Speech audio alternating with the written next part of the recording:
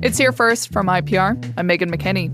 In today's episode, looking at a bill in the legislature that would allow magic mushrooms in a clinical setting. This is another attempt after the governor vetoed a similar measure last year. And we'll have an update on the Sioux City Library budget. It's Thursday, March 19th.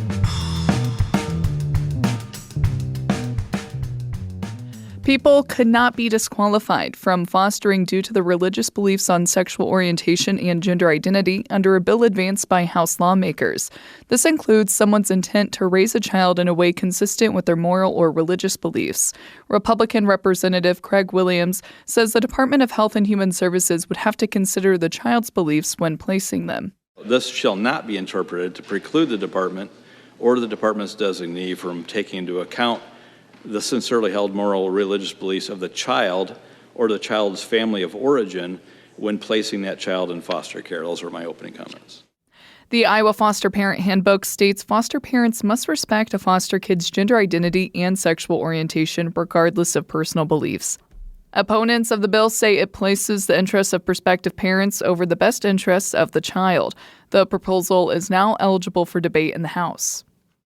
Lawmakers are attempting again to pass legislation that would allow a drug known as magic mushrooms as an option for treatment for PTSD and treatment-resistant depression.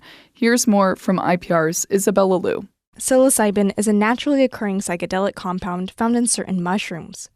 The bill outlines regulations for growing, distributing, and administering the substance for medical use. Psilocybin treatments would be supervised and only available to people over 21.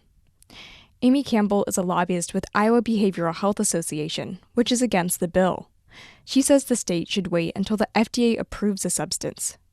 We think that's the process that this should go through rather than creating a separate process in the state to legalize this. Supporters say making psilocybin legal for medical use will help Iowans struggling with difficult-to-treat mental health problems. The FDA has designated psilocybin treatments for depression as breakthrough therapies, which expedites the review of drugs for serious conditions. I'm Isabella Liu, IPR News. A major environmental advocacy group is supporting early steps in the potential restart of the Duane Arnold Energy Center. IPR's James Kelly reports this is the first time the group is supporting a nuclear energy project.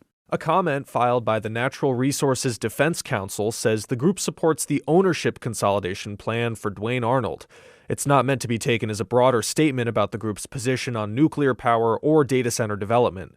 Kit Kennedy, who is one of the authors of the 12-page comment, says the group wants to minimize other forms of power generation as electrical demand grows. With electricity demand growing, we want to make sure that any data centers in Iowa or anywhere aren't powered by coal-fired generation or by gas generation. If the NRDC does announce its support for Duane Arnold's restart later on, it would be the first instance of the group supporting a nuclear plant's recommissioning.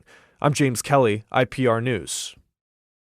Major cuts will not be coming to the Sioux City Public Library system. The City Council voted unanimously during a budget meeting yesterday to trim $100,000 instead of up to $1 million. That's the amount the Library Board suggested during a news conference on Friday.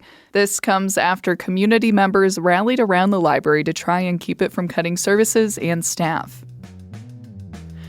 It's Here First from IPR. I'm Megan McKinney. Thanks for listening today and have a great Thursday.